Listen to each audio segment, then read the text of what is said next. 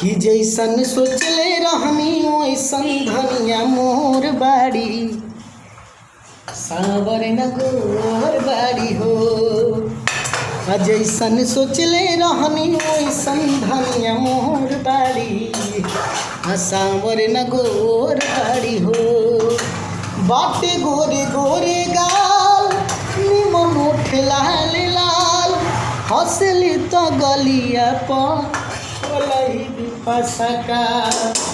अपन के हमारा जिंदगी में आइल जोर बड़ा, सावर न गोर बाड़ी हो।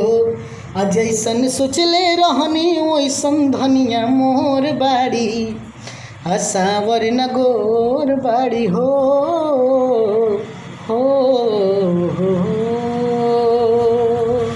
प्लीज़ हमारे वीडियो को आप लोग लाइक करें, कमेंट करें, शेयर करें और चैनल को सब्सक्राइब करना ना भूलें प्लीज़।